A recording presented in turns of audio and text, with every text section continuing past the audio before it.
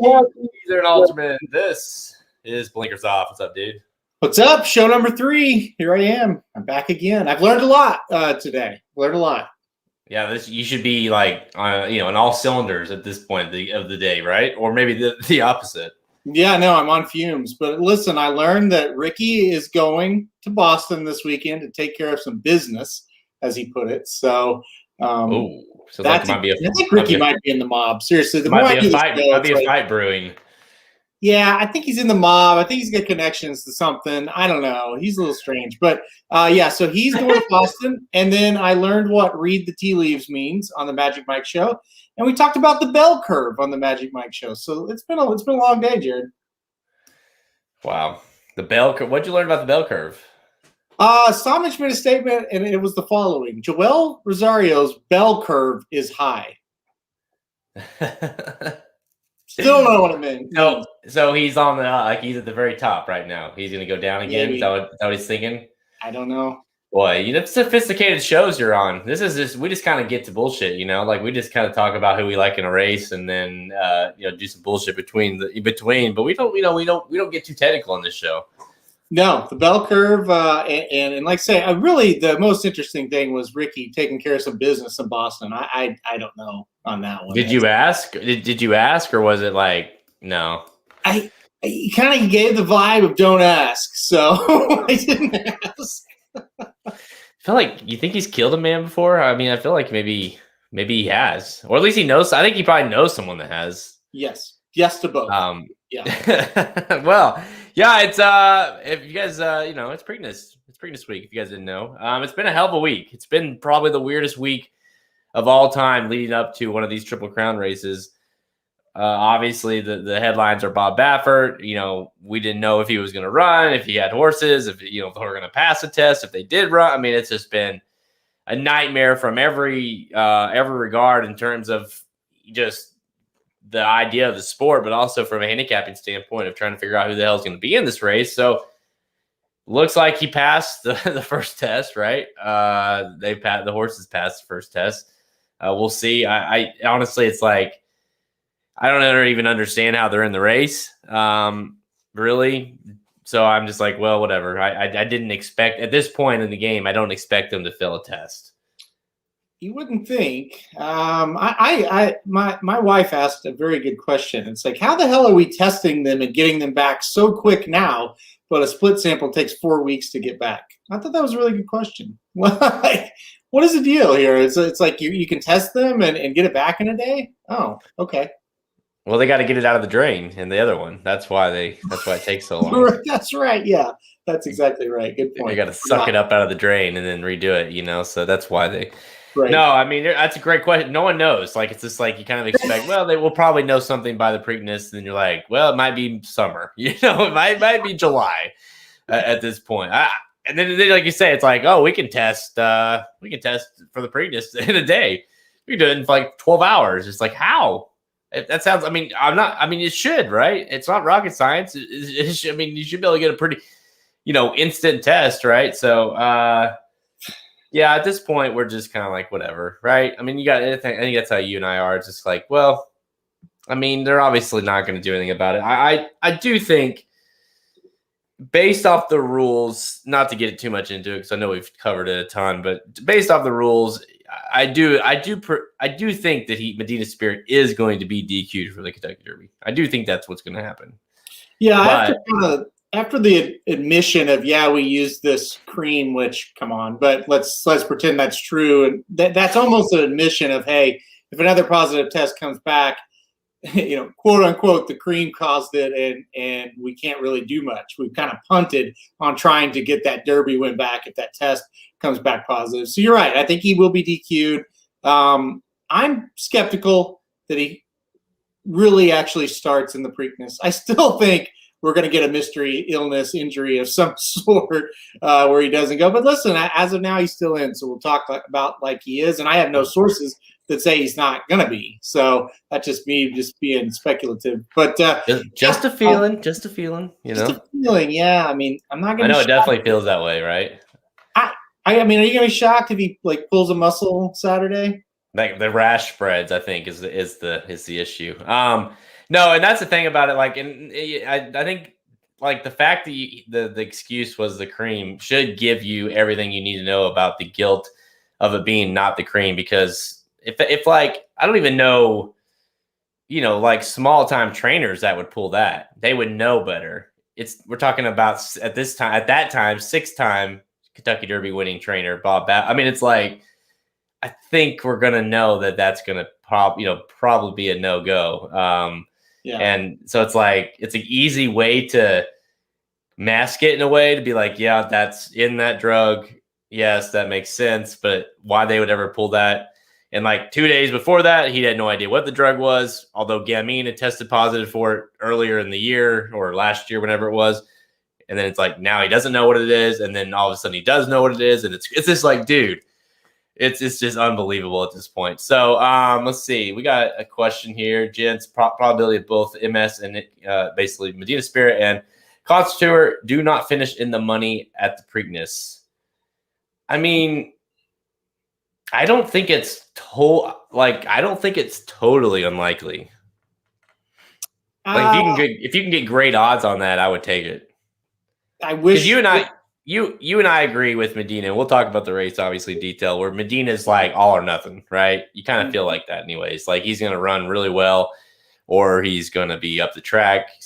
And then we still don't really know with Concert Tour, not to give away anything, but we don't know what the Arkansas Derby was a teller. Was it a teller of what he is, or was it just an absolute just toss?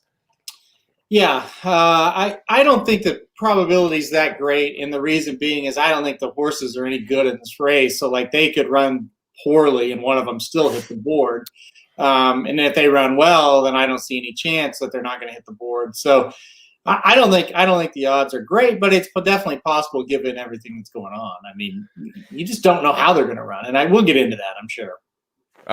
Real quick, because I definitely want to address these two right here. That did nothing to help him win. What are your thoughts on that? I couldn't sit here and give you an answer one way or the other. I don't know enough about the anatomy of a horse. I'll say this: we have a scientist in the group, B Money, Brandon Bauer, and he says it could definitely, because 21 picograms per milliliter of blood is not 21 picograms period in his whole system. It's per milliliter. So he actually had a lot more than that in his system. That's what he told me. I'll listen to him. I don't know anything about the anatomy of a horse and if that helped or not. But and it's also not accounting for what's been soaked into the body. Also, I don't think anybody on this feed, being me and you, really believe that that's what was in the horse's system. So correct. My answer would be I don't necessarily think that necessarily helped him win. I think the other drugs that were in his system did. Let's just leave it there. All right. Let's see. What is that? Let's get to because obviously let's talk about. We're going to talk about the Preakness, of course, in full detail, and we're also going to talk the undercard a little bit because it's a huge card on Saturday. What are your thoughts on real quick before I get the best thing you saw? Like, how did you kind of get? Because I know a lot of people. With this week being so weird, I mean, what are your how are you going into this race or this weekend to kind of be like, all right?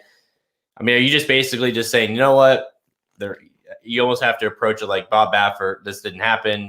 We're here to pick winners.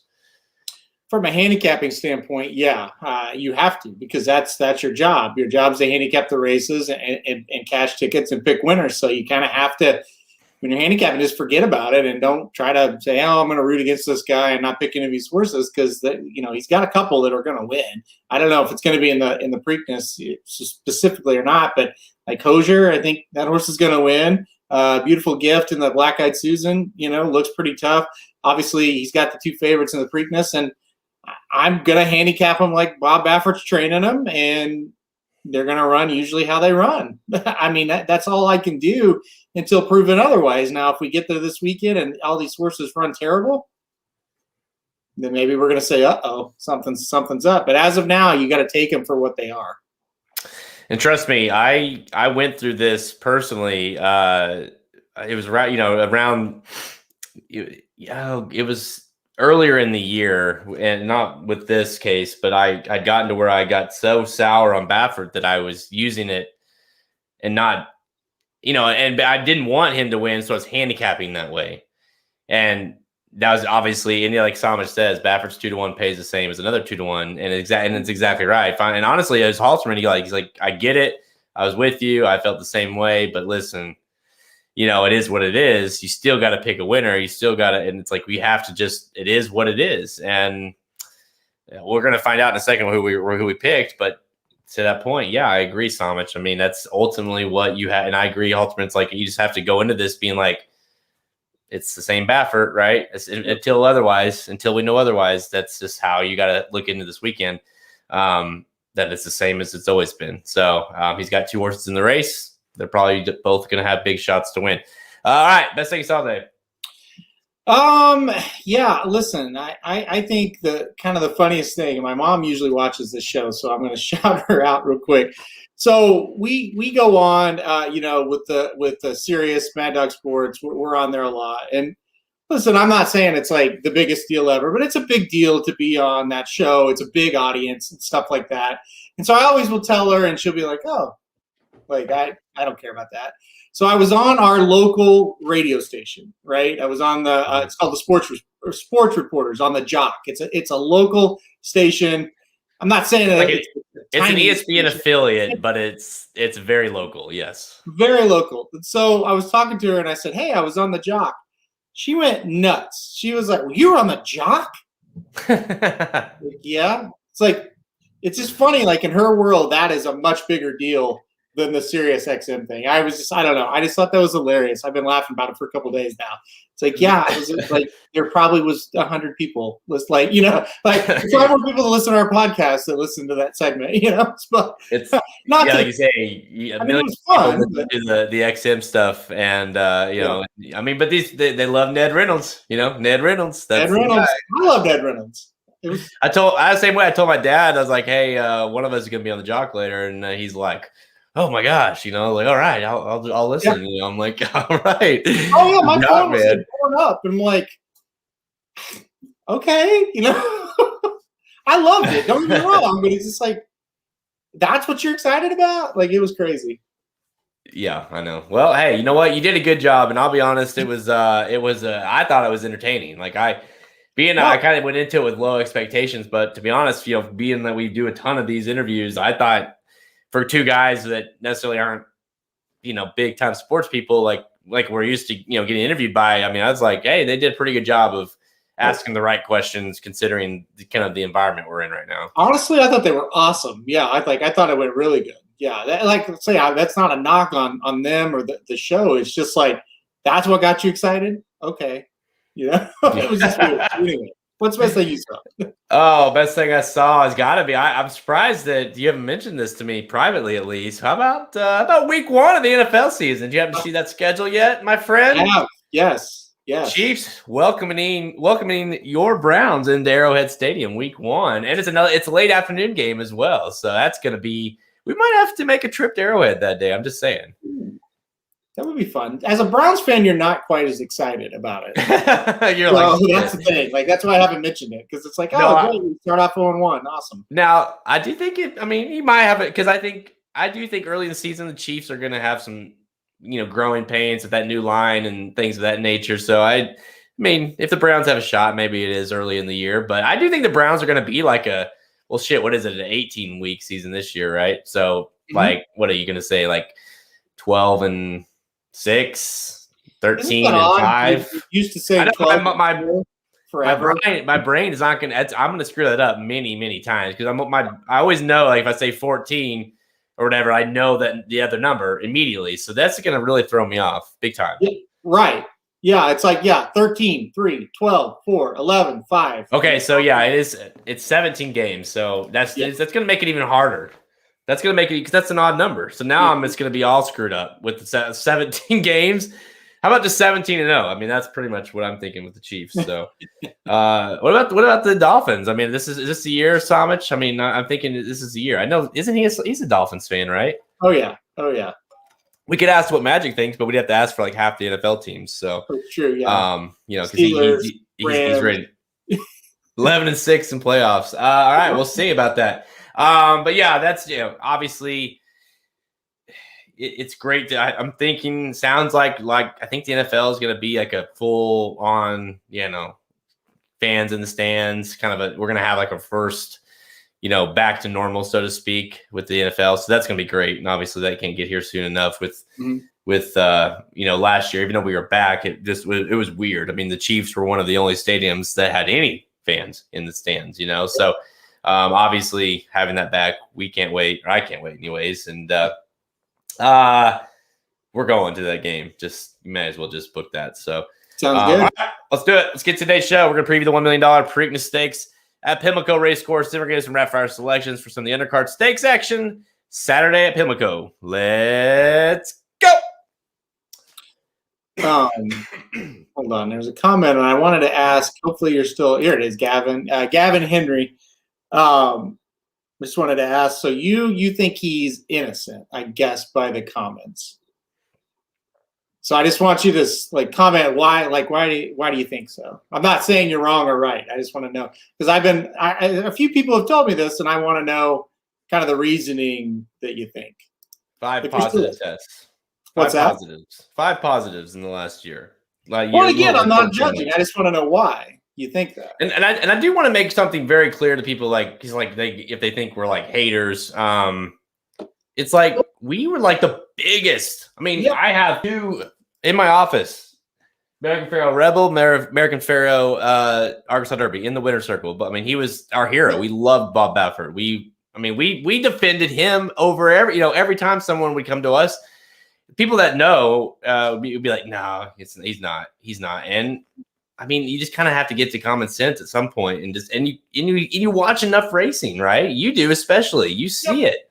It doesn't. You really don't. And it's not just him. We know the people, and you can see it. It's just and you can't really blame them considering what we have to work with in horse racing. They're all trying to push the limits, and he just feels a little bit invincible. I feel like being his status that he can push them over and over. So that's just my opinion. There's a guy on Twitter. He's a nice guy, but when it comes to Baffert, he always is on my case. I can't remember the name. I'm really sorry. But all the time he's like, you guys just love to hate on Baffert. Why would we love to hate on that, literally the face of the game? What good comes out of that he gets caught or has positive? That's awful for us. We don't want that. Right. And that's to pile on from what Jared just said. It's absolutely true. We were his biggest fanboys, but we also know he can't do this. This can't happen. And the game go on in a successful way. Oh yeah, and we were huge Justified guys, big time. I mean, it pains us. Like you say, I hate it. I absolutely hate it. I think it's the worst. I hate that. I ran into an old coach the other day. I'll tell you who it was later, but an old coach, and it's like he was asking what I was up to these days. And I was telling him about horse racing. He's like, "Oh, that guy that's cheating and that won the Derby." And I'm like, "Yep, that's it." That's he knows nothing, but he knows about the guy that's cheating to win horse racing. And it's just like, how can you fault him? That's what I've had so many people email or call or text this past week about, what do you think about that Bob Baffert guy? I'm like, well, it's just sad that's how I get questions, I know. And how do you sell the game to new people when the biggest person in the game, has this track record? And the problem is only people in horse racing knew about the other positives that he's had over the last 14 months. But then when you get one in the Derby, the news media will look into the past for their story and say, wait a second. These news people would never have known about his other positives if he hadn't got a positive in the Derby. But now they're going to research and they're going to go, oh gosh, Bob Baffert, this guy's had positives all the time. That's awful for our sport. It's one of our good friends, he texts me. He's like, this is awful for our sport. And he's a trainer, in the smaller times. And it's like, this is terrible. This is all I'm going to get to talk about. and we all feel that way. Yeah, I mean, that's what's your take then? It's a mass further cost. I mean, that again, we're not scientists by any means. From what we know, from the people we've talked to, from the research that I've done, even if you look at the research that was provided by the FBI when Service and Navarro got taken down, I'm just somewhere it's on one of the documents where it's like these can create. By doing that, can create false positives for other drugs, such as, and this can create a false positive for this anti-inflammatory drug, but it's not that. I mean, it's not that that's triggering it. It's something random that they can't test for. So that's literally in the documentation from when they took down Service and Navarro early, whenever was that last year, I guess. So, I mean. Again, we're just going off what we know, but I think you just kind of have to use common sense, right? That it's something's going on. Once, twice, okay, that's weird. 3 times, okay, now it's a trend. You know what I mean? And it's like all grade 1 horses. Oh, and by the way, if you're name me a good stallion that Baffert's trained. Is it Pioneer Nile? Is that the best one he's ever had? I mean, that's got to be. But they don't turn into anything. I mean, Pharaoh, I guess, is still unknown, but I'd say so far he's disappointed considering he's, Triple Crown winner. Mm-hmm. American Pharaoh's been good, but he hasn't been out of this world good. Yeah. But it's early too. I mean, that's probably not a fair way to assess that, but it definitely seems like a lot of his horses, they don't do anything after racing ever. Yeah. But that that doesn't mean everything. But it's another thing that doesn't look great, But I mean, again, I don't want to be here on a Preakness podcast talking about this. I don't love to hate this guy. I don't. I do have. I'll do it here just because I don't want to get into it on the show the pod. But because there is that Integrity Act, right, that they're coming out with in 2022. I think it's this next summer, and I've heard some talk about that. That's going to help. I mean, is that anything that we should be excited about? I mean, I've just heard some things it's going to help regulate the drugs and more of a union or like across the board type of situation like we don't have now. But I don't know enough about it to even give you a response. I just wondered if you had known anything about that. It's going to be more of a uniform policy, basically. It is the way I understand it. Now, who's going to enforce this? What are the punishments going to be? I'm really not quite sure, but it is going to be more of the, hey, it's the same everywhere you go type of thing, and that's needed for sure because you can't. The one thing, and I'll give the benefit of the doubt to trainers on this. I'm sure it's very confusing. You have to know every single commission's rules. Pimlico's different from Churchill, and Churchill's different from Santa Anita, and Santa Anita's different from Oakland. That's tough. I mean, I get it. That is tough to do and tough to keep track of. And it's not just with medications. They're illegal. It's legal ones as well. What you can use here that you can't use here. So that does need to be changed. So that will help. I do think it'll help, but we'll have to see how things are executed once that's put in place to really know if we're going to have a change or not. Someone mentioned earlier about the testing. I wanted to read a quick email that I had gotten from the Maryland Jockey Club earlier. Per the condition of entry agreement into the Preakness between the Maryland Jockey Club and trainer Bob Baffert reached earlier this week. Baffert trained horses Medina Spirit, Concert Tour, and Beautiful Gift underwent 3 rounds of out-of-competition blood sample testing. The Maryland Racing Commission took 2 samples, one on May 6th and another on May 10th. The 3rd sample was taken on May 11th. Samples drawn on May 6th and the 10th by the MRC were sent to industrial labs, blah, blah. And the other one was sent to the May 11th was sent to a different lab.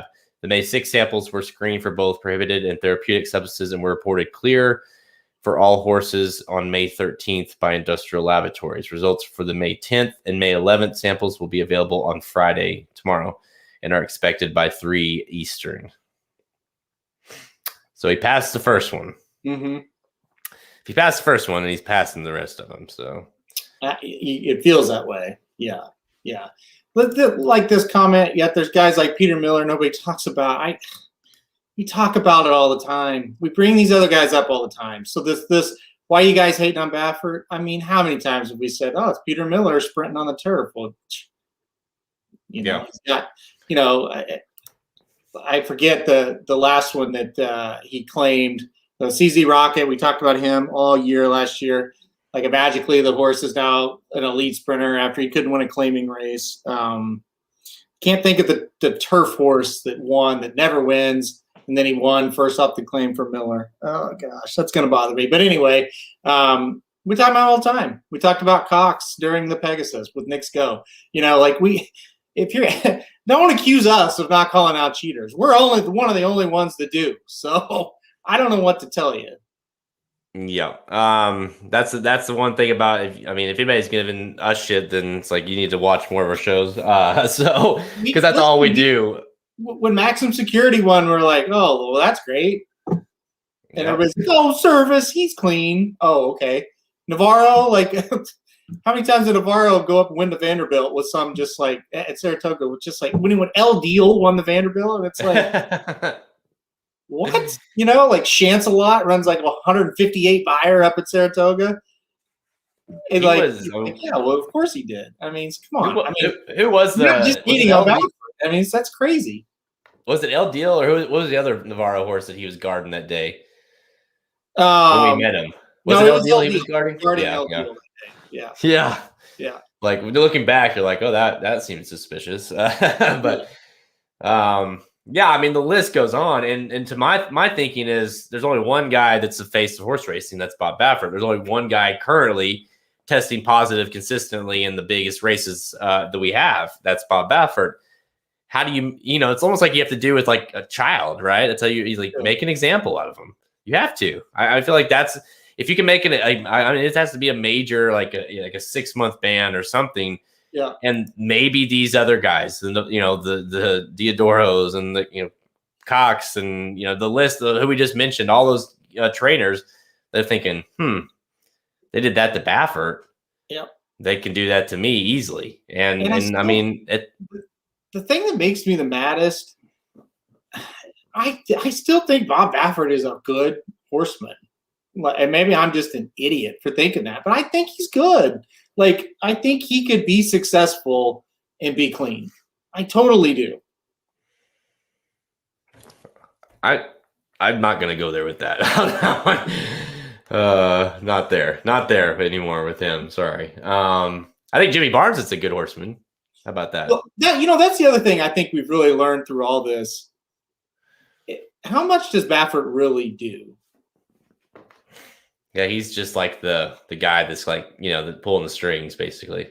I think Jimmy Barnes trains the horses, and I think Baffert is kind of the figurehead over the barn that deals with the clients, gets new clients, deals with the media, what little there is until this happened. But he's kind of like he's like the CEO head coach approach, basically, right? Where it's just like, I'm going to delegate. I've got really good guys. Jimmy Barnes is does a great job. We've got good help. I mean, and I'm just going to oversee all of it. Well, hey, obviously their help's not that good. They're putting cream on horses right before the Derby. I mean, come on, guys. You got to you peeing in the stalls. I mean, you got to that's true. Yeah, peeing in the stalls. You got to get better help. I mean, clearly. I mean, obviously he's slacking over there. All right. Let's get to, we can talk about this for all day. All right, let's talk a little bit about, there's a race coming up on Saturday called the Preakness. Let's talk about that. Because we do have to try. I'm going to put this up. I'm with you, and we're going to talk about this right now because I have a point on that. Yeah. All right. Sorry. 3, 2, 1. All right, let's go to Pimlico on Saturday, the main event, the second leg of the Triple Crown Race 13, the Preakness Stakes, grade 1 with $1 million for 3-year-olds, going 1 3/16 miles. Of course, we do have, that's the weird thing about this. We do technically, at this moment, while you're listening to this show, probably have a horse running for the Triple Crown still. Number 3, Medina Spirit, 9-5. Bob Baffert morning line favorite. This horse did win the Kentucky Derby. Asterisk. Still, we're still waiting to find out how that's going to shake down. But as of now, and until proven otherwise, he is the horse that is going for the Triple Crown. He also has his stablemate, number 10, Concert Tour at 5-2, drew to the outside. Midnight Bourbon, another Kentucky Derby runner at 5-1, and that really is it. Like, that's literally the only horses that are with less than 10-1 odds. So it's really kind of if you're going outside of those horses, you're just automatically getting a price. Yeah, that's absolutely right. And then that's kind of the deal right now. You've got to just think, can we get them beat? And what's it going to take to do it? Now, obviously, the big caveat is what has happened and how will all his horses show up and run. And I think that is definitely worth kind of discussing. But let's take Medina Spirit. And we had a commenter that said Medina Spirit is a small horse on short rest. And maybe this horse just won't run well on two weeks rest. And here's the reason why I think Medina Spirit might not run well, and it doesn't have anything to do with what's happened this week. Bob Baffert kept this horse at Santa Anita all year long. He never shipped the horse out. That's even with the fact that Life is Good was there, and he knew that the Medina Spirit could not beat Life is Good, right? There was no way that was going to happen. He still ran him at Santa Anita. And if you look back, there are comments where Bob Baffert says, I'm not quite sure how he'll ship. He's a lightly framed horse, and we're just going to kind of keep him at home because we're not really sure how he'll ship. Now, Medina Spirit comes back on 2 weeks rest. He didn't get to fly to Pimlico. They had to van him up, and maybe he just bounces off that Derby performance. I think there's a possibility that happens. Even if none of this would have happened this week, Medina Spirit definitely, because of all that I kind of laid out, seems like a bounce candidate. Could be wishful thinking, but I'm kind of hoping, obviously that is the case. So Medina Spirit, well, I think you got to use. I did not put this horse to win. To me, it came down to Concert Tour or Midnight Bourbon. Listen, if Superstock can beat Concert Tour, surely Asmussen can do it with Midnight Bourbon, right? I mean, I went Midnight Bourbon on top. Well, there's a couple things to digest there. One is you have, I see it, Samich. I see it. The bobblehead, the Asmussen bobblehead in the background. That's like the old school Asmussen too. He needs to bring that look back. Okay, one, and Mark brought this up. He's never, like, you throw out last year's kind of weird year, obviously, with the timing and whatnot. Baffert's never lost when he's won the Derby with a horse. So that's like the elephant in the room, so to speak, because I'm with you. Everything you said, I completely agree with. Like, he just feels like a horse that, and not to mention he ran again, let's just, obviously we're going into this, you can't, we're handicapped, we're trying to pick a winner. So he ran the race of his life in the Kentucky Derby. So you've got to bounce that back one more time and do it again, basically. And that's going to be a tall task. So I also don't know that he would run Concert Tour in this race if he thought this horse was like a dead set lock. You know what I mean? So I get that there was a little pressure from the West to run him, I'm sure, with Concert Tour, but I just feel like he has the feeling, to me, Medina Spirit, where you kind of know at the top of the stretch, like, it's not his day today, like he's not the same horse as he was in the Derby. And that is, again, that's nothing to do with what has gone on this week. My problem with Midnight Bourbon is he doesn't like to win very much. He just, I get it. Like, trust me, I wanted to pick him because he makes a lot of sense. He had an excuse in the Derby. He didn't break well. He still ran really one of the better races, not with those top four horses in the race. But, you look at the Louisiana Derby, he had every shot to win that race. And that's the same, same distance we're looking at here. He had every shot to win the Risen Star. He did win Le Comte. I give him that. I mean, but again, it's just like, I just don't trust him enough in here to win. Now, underneath, like, I think he's a lock play. Second and third spots, lock him. Like, he's going to run. I mean, I expect him to run a good race, and obviously getting Irad Ortiz.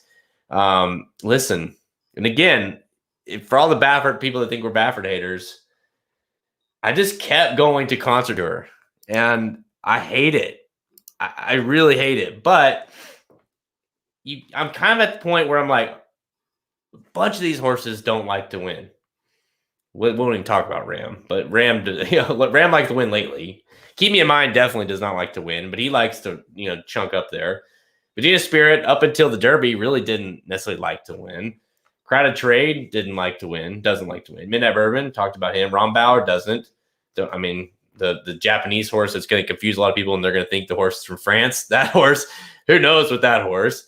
Unbridled Honor doesn't like to win. Risk Taking doesn't like to win. Concertor, I mean, you throw out the clunk of the Arkansas Derby, and this horse, obviously, it was awesome. So I'm just to the point where I'm like, okay, I got it. Baffert, we thought this horse was like the Derby favorite, right? Before the Arkansas Derby. So I'm at the point where it's like, I think that he gets a pass. He's got to run better. I like that Mike Smith, and I honestly think going from the 10 hole, do you kind of see that he's just going to go? Like, he's just going to be like, you know what? We got one shot to win this thing, and that's to go, because drawing from the 10 spot, I don't want my horse to, to be wide in that first turn. Just go. Yeah. Mike Sommick said it on the draw show that we did. He's like, I actually love the 10 for Concertor, because it's like you just send as hard as you can from the 10. You clear and you try to save ground in the first turn. And if you send this horse, he's going to go to the front, and that's where he needs to be to win. So he liked the 10 hole because it didn't give any options, other than that. And I'm with you guys. If he's going to win, it's going to be gate to wire. And on the, I think we. And on the flip side, that Medina, if you think that, Medina's not, right, because they're obviously not going to challenge each other for the lead at being from both of them Bob Baffert barn. So you would think he sits off of it, which is not Medina Spirit is game. I mean, that horse wants to be on the lead. That's the problem, right? Like, you got two horses and they both run their best race when they're on the lead, and they don't have to pass anybody, and they can just not let anybody pass in the stretch. So there lies the problem. You got two, like if these were trained by two different people, you would think, oh, this is going to set up to be a speed duel. They're going to bang heads on the front. They're not going to. We know that. So what? I don't know. I think that's the biggest question mark. And I think you have to read the situation and say one of two things are going to happen. Medina Spirit's going to get out of the lead, going to get to the rail, and Concertor is going to sit off and be the blocker. Or they're going to send Concertor as hard as they can from the 10. They're going to get the lead with him, and Medina Spirit's going to sit off. But head and head, shoulder to shoulder, that's not going to happen, right? I mean, you just don't see. There's no because no matter what, even if they both seem like they're going out of the gate, one of them is going to back off. If for whatever reason Concertor, I mean, it's going to be one of those things too with both John and obviously Mike Smith, two Hall of Famers, where it's like if Concertor doesn't break well or whatever, like John will know like I'm going, or vice versa. Like they're going to be able to. They're definitely not going to bump, to kill each other out at the early start of this race. Where do you see? And talking about that, like let's just pretend that we think Concertor goes. Medina, gets a nice trip, kind of sitting off of him a little bit inside or wherever he ends up. But what do you think Midnight Bourbon's going to do? Because obviously this horse likes to be forwardly placed as well. I think he's really interesting. I don't think he's naturally fast enough to be running up there with the Bafferts. So I really think he's going to sit third and only sit, length and a half off that pace. And with Irad's riding style, I think that's just the most likely scenario, right? I definitely think the horse has enough early speed to kind of get himself in the position to where you turn for home. And if he's good enough, and if they kind of slow down, he can go get him. But I don't think he's going to get involved with that early pressure. And I don't think he should, to be honest, because I don't think he has any chance if he goes up there and it's 3 deep with those three across the track. Because he's not naturally fast enough to do it. He's going to have to work the whole time when they're a little bit higher cruising speed. I think he's going to get run into the ground a little bit. I really just think he sits right there in third, and they say, hey, we're either good enough turning for home or we're not. But we're going to give him a shot, and I think that's his best shot to win. I would be shocked if he's on the lead. Now, if one of the Bafferts stumbles out of the gate, doesn't get in position, then you might see Midnight Bourbon go up and pressure. But he's not going to pressure both of them if they're both up there. I definitely do think as well we're going to see, not to say that he's going to, I mean, I think Crowded Trade will be much more forwardly placed than he was in the Wood Memorial, with especially considering you're getting Castellano on board. I think showing that, maybe his best performance was that Gotham race where he was a lot closer to the pace. So I would expect Crowded Trade to be closer, stock, like a nice stocking position. Maybe not as close as Midnight Bourbon, but close. But obviously horses like Keep Me in Mind, Rombauer, Unbridled Honor, those horses, Risk Taking, those horses seem like they're going to be, towards the, mid to back of the pack. With one horse, he's interesting. I just don't know enough about him, but I mean, considering his dad, I mean, how much interest do you have in the Japanese horse? Because, this is a horse that does show some sort of speed a little bit, has shown it. His daddy's Will Take Charge. He's sitting right here on my wall. So, part of me wants this, wanted to use this horse or pick this horse just based off of that and being like, hey, new shooter, Rosario's on board. I mean, he could be one that might press the pace a little bit, or at least be in decent position. He could be one that just kind of out finishes the rest and maybe gets third. I just couldn't get there as far as like a win candidate with him. Just couldn't do it. He's just too many question marks. Total. Even though he didn't really get position, it was a total non-effort last time out in the UAE Derby. He's just not. He's not for me. This type of horse is not for me in the Triple Crown series. They just never run well. The problem is, he's going to get Rosario too. I mean, there's no way he's going to he's just going to make him go back and then try to make one run, and the horse will be a non-factor. So, but it is interesting, and Will Take Charge obviously is, got very close to our hearts. So, be awesome to see that horse. I wonder, have you seen this horse? Like, what's he look like? Does he look like his dad? No, well, coloring wise, yes, but he's much smaller than yeah. Well, most horses are. Most horses are, yeah, for sure. How do you? Okay, so let's, obviously, the wagering guide. Go get that right now at racingdudes.com, where we do the same thing with the live bankroll. We've been really good the last 3 times we've done it. We had a hard time with this race when we were doing the guide, coming up with our bets last night. Because, we just couldn't. It's a tough race. And, I saw some, Christopher Potts, like he's leaning on a single. And that's probably a decent strategy, because it's just like you get to a point in this race where you're like, I've got to take a stand. I've got to take a stand with the horse, because it's like it feels pretty top heavy. Whether it be Concertour, Midnight Bourbon, Medina, even if you throw in someone like Keep Me in Mind or Unbridled Honor or something, like it's Crowded Trade, like it's still going to be relatively chalky unless one of those win. So it just we had a hard time coming up with a way to kind of approach the betting aspect of this race. Like, how do you look into, if someone's looking at this race to bet, how do you kind of look at this? Just take a stand with whoever it is and go with it?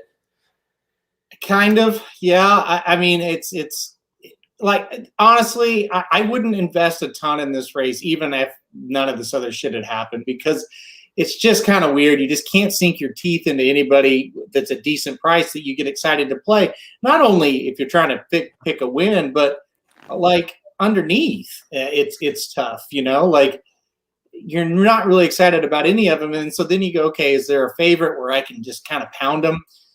You're not going to pound Concertour off that Arkansas Derby effort. It's just not going to happen. You're not going to feel good enough. And Medina Spirit, I mean, I don't feel good enough about that horse either. So that it's really a tough situation. If Midnight Bourbon's odds float up, maybe you just bet a win on him. I think 5-1 is still a little too short for him. I would rather see like 6 to 8 to 1. And I'm afraid he's going to go in the opposite direction, because he's going to be the logical non-Baffert horse.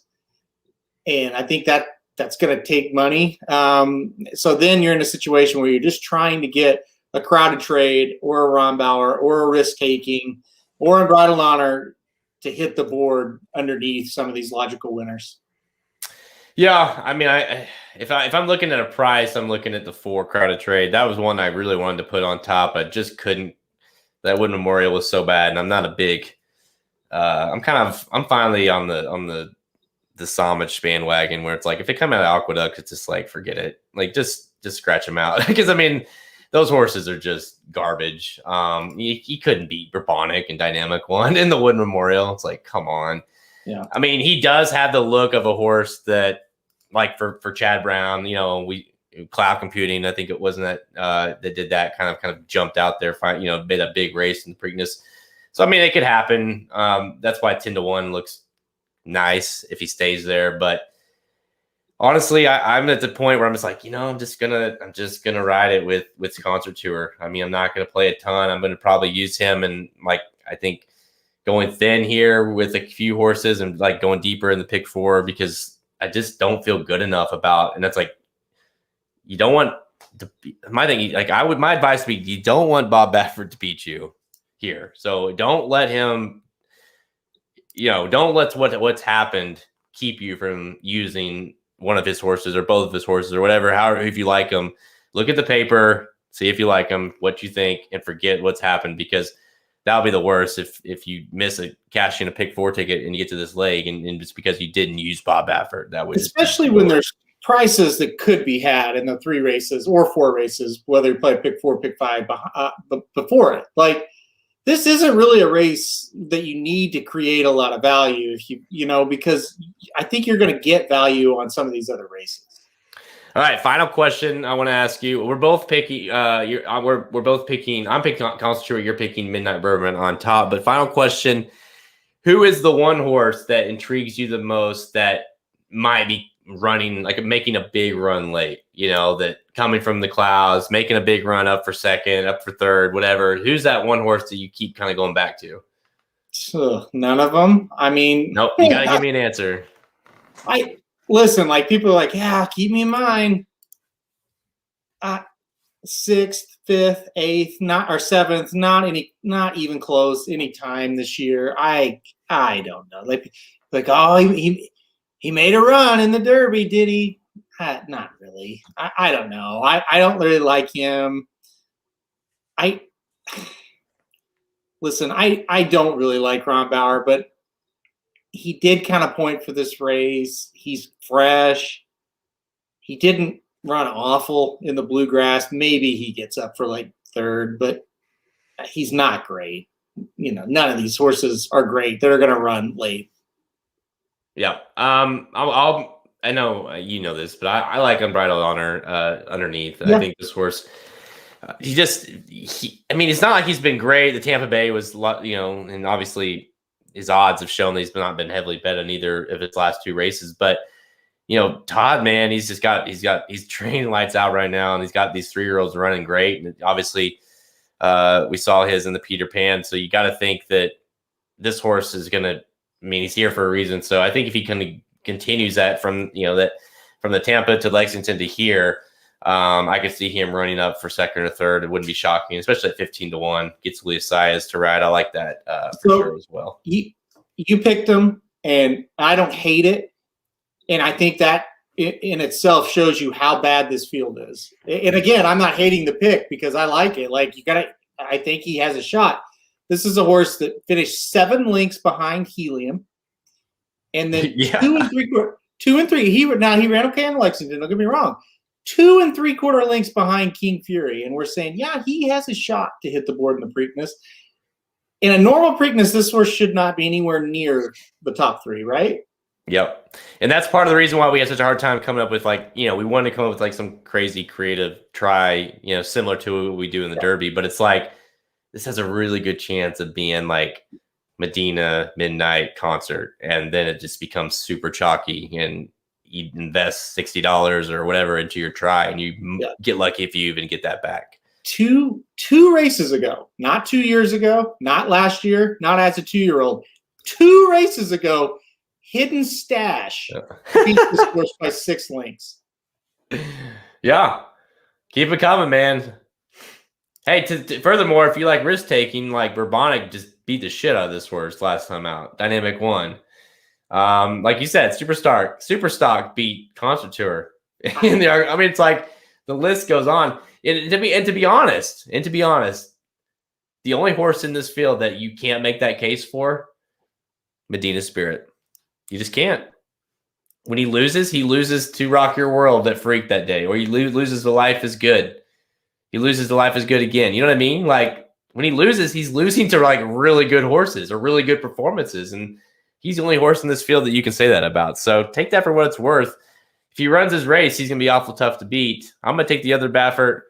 You're taking Asmussen here to win it. Number 5, Midnight Bourbon. Preakness on Saturday. Check it out. God, that was the worst line. Check it out.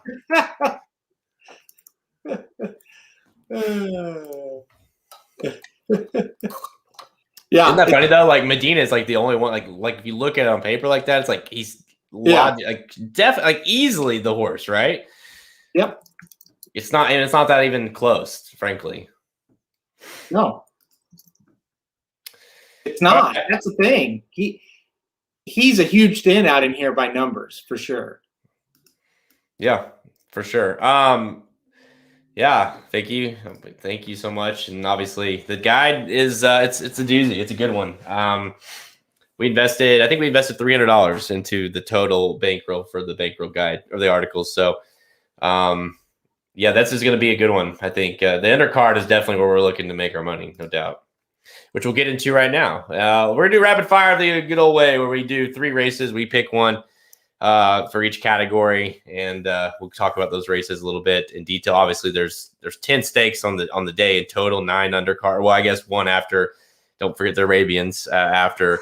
But all those are included. All 10 of them, including the Arabian, are all included in the guide as well. So, all right, 3, 2, 1. Time for rapid fire, presented by the Inside Trek to the 2021 Preakness Stakes. That's right. That's coming up this weekend. Get this 2021 page wagering guide. That's perfect, right? I'm playing that. 2021 Preakness Stakes wagering guide features in-depth analysis of all 10 stakes on the card, including the $1 million Preakness Stakes. That's not all. Along with all those stakes races, get the race-by-race analysis, betting suggestions, and multi-race plays for the entire day. It also will include the bankroll guide. We've been killing the bankroll article 3 straight times. We've had over 50% ROI. I think the average is close to 60% ROI on that guide. You can bet exactly how we're bet. We bet them. We actually bet every one of those tickets that you see. You can bet along with us. It's only available in the guide. How we're betting the entire Preakness card. Make sure you check that out. Also, you'll get top 4 consistent plays from the guys over at racingdudes.com. Go to racingdudes.com right now to grab your copy. All right, let's do it the good old-fashioned way, Haltzman. What do you say? We got 3. We'll pick 3 races each. We might double up on these. I have no idea who you're going with, but we're gonna do most likely winner, our best value, and most excited. But we have different names for those. But coming up, what do you want to do? Well, you want to do let's do the lock that shit up pick of the day. What you got? Listen, I'm going to go race 3, the Chick Lang Stakes, and I'm going to go to number 2, Mighty Mischief, as my lock that shit up pick on the Preakness card. I'm pumped for this horse. I was there in person in the Arkansas Derby on Arkansas Derby Day. This horse won a nice allowance race by 4.5 lengths. Just got to the lead, cruised home. That was coming off a great maiden special weight win the time before for this horse at Oakland Park. I kind of think this is Asmussen's next big horse, so to speak, as far as a sprinter. I like him better than the stablemate Jackson Traveler, and I like Jackson Traveler, but I think Mighty Mischief has more upside. So number 2, Mighty Mischief in the 3rd race, the Chick Lang Stakes. Hey, there we go. First double up. That's mine as well. Honestly, I handicapped this before the odds came out, and I was like, I kind of thought, because I thought that performance was really good that day too. So I kind of thought this horse might be the favorite over Jackson Traveler. When I saw 4-5 over 5-2, I was like, hello, 5-2 on this horse. I love this horse here. So obviously this is a big play for us in the guide, but 5-2, you rarely see in this segment here the lock that shit up pick a 5-2 horse. So this is going to be kind of a big start, hopefully a big start to the day. Race 3.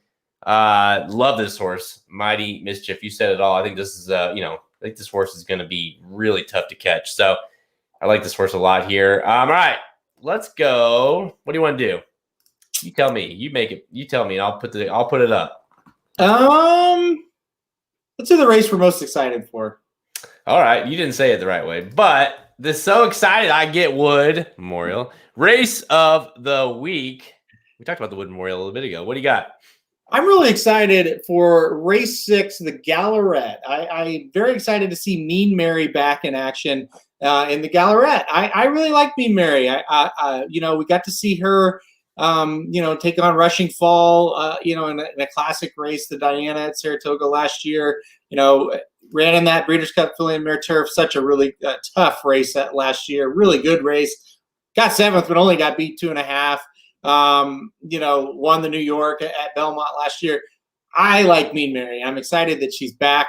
But I think this is going to be a good race. It's sneaky good. Like Flighty Lady for Chad Brown is very good as well.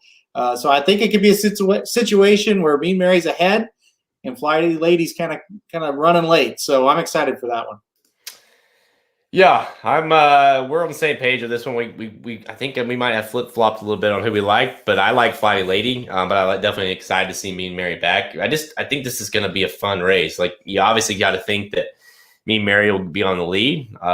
She's shown that in the past, and you got to think Flighty Lady is the horse, obviously this new shooter, so to speak, for Chad Brown. We've seen it all the time when one of his horses gets hot on the turf, and obviously debuted really well. Seems like a horse is going to be kind of trying to come to get Mean Mary late. So it seems like we might see maybe not like a Colonel Liam, type of effort there where that huge stretch run we saw at Churchill Downs. But, this could be a fun little stretch run on the turf, and especially early in the card. So I'm with you. I like this race a lot too. I went with let's see, what race is that? Race 12. The Dinner Party Stakes. This is the race right before, and no shocker that you and I both went on the turf. This is the race right before the Preakness. This one just looks like it's going to be a ton of fun because you have a couple Chad Browns, because you have Maker in here with some like a Hot Brown who I'm picking to win the race. He gets Jose Ortiz. I think this horse is going to try to go gate to wire like the horse has been able to do in the past.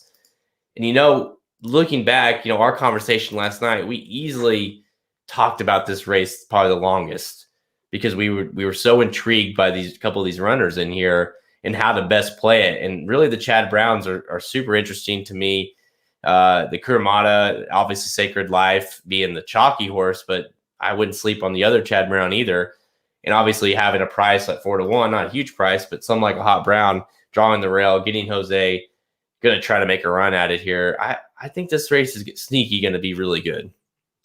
I'm with you. I think there's a lot of options you could go here. I think Chad's got him by like over the barrel, kind of, so to speak. But if the Chad Browns don't win, then it gets wild. Something like a Hot Brown could win. English B could win. Bye Bye Melvin could win. To me, you either take a stand or you almost play them all here. It's a very tough race. I'm excited for this one too. This is going to be a fun one.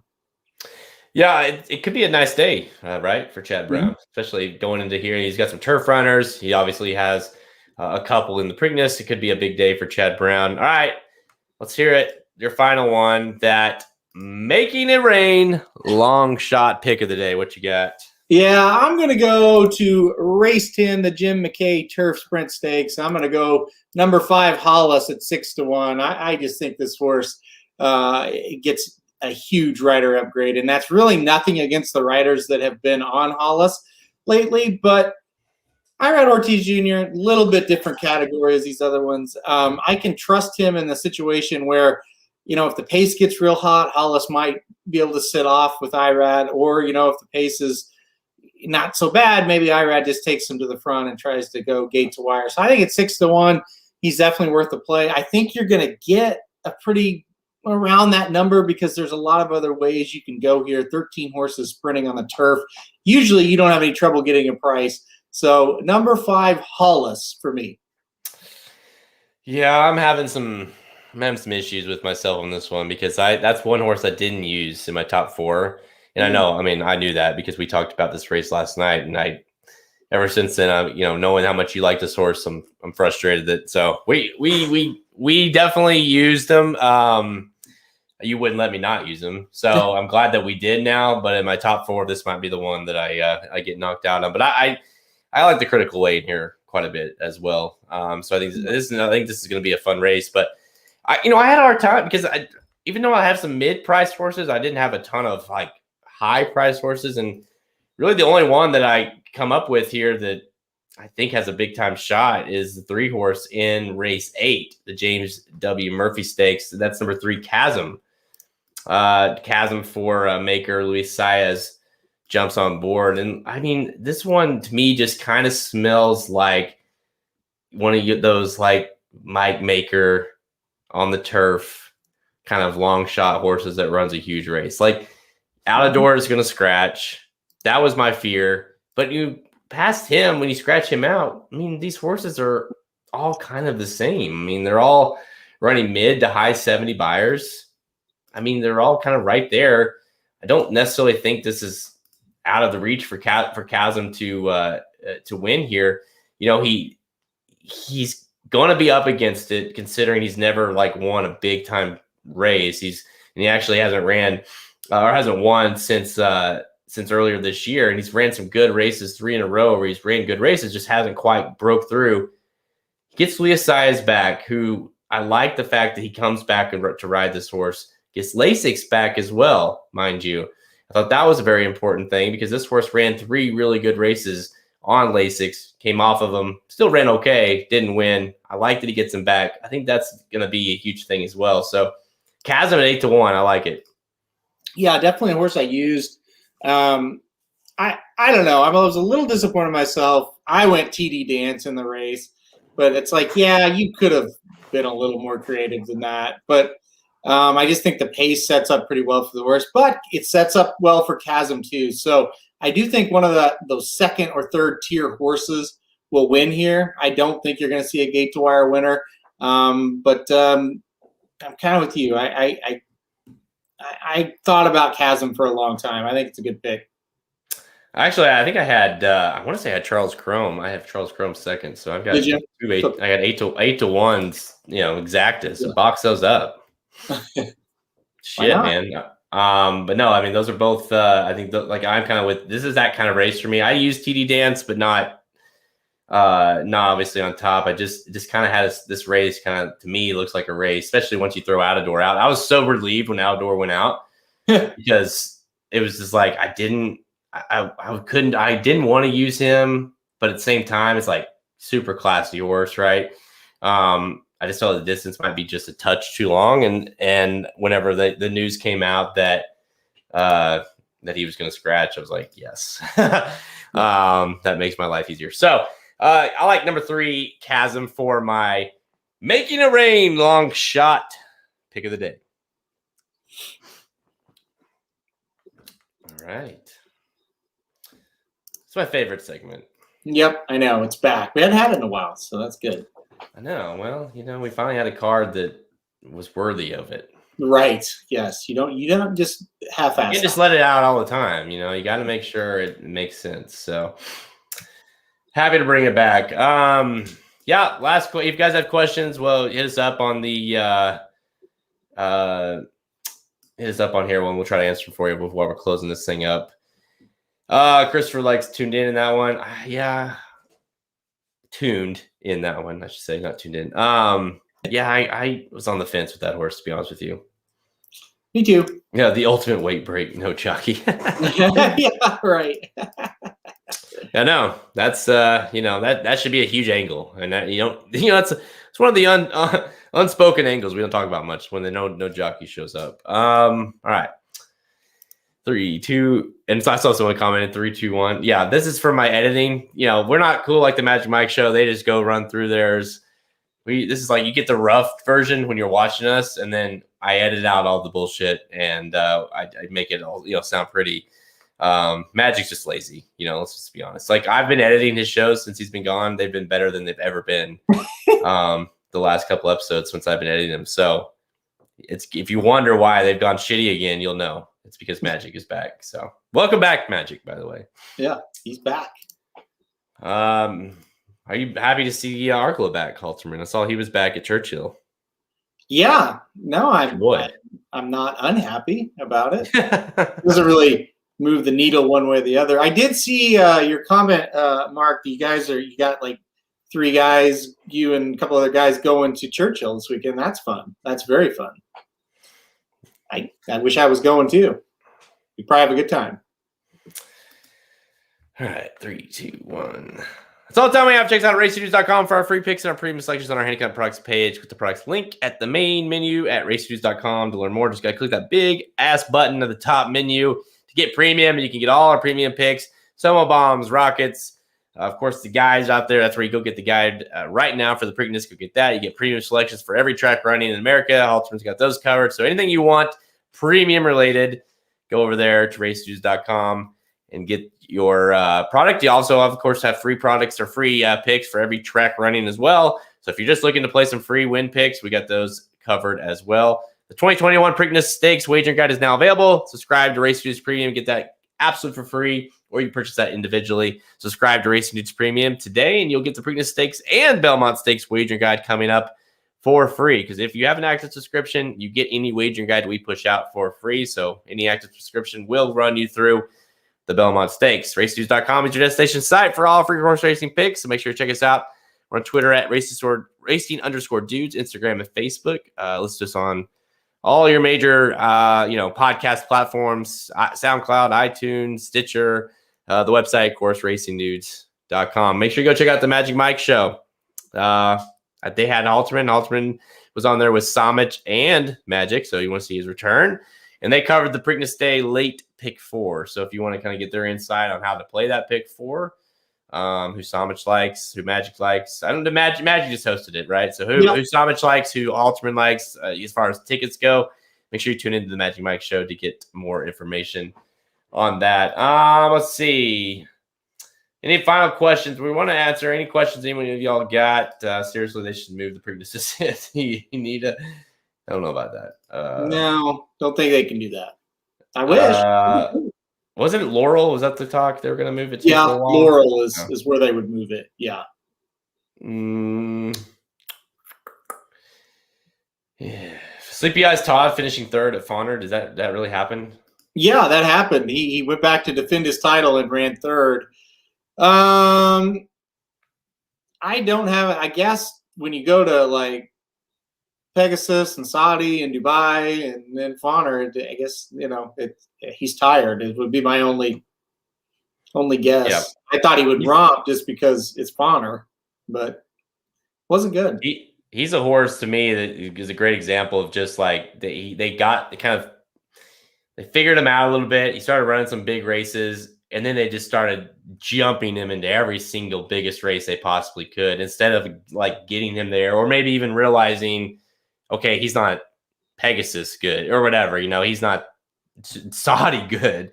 Mm-hmm. Instead, they're like, oh, we've got this great horse. This is our only opportunity to ever run them like this. Let's run him. And it's like, well, you ruined him. I mean, you can't even win at Fawner Park.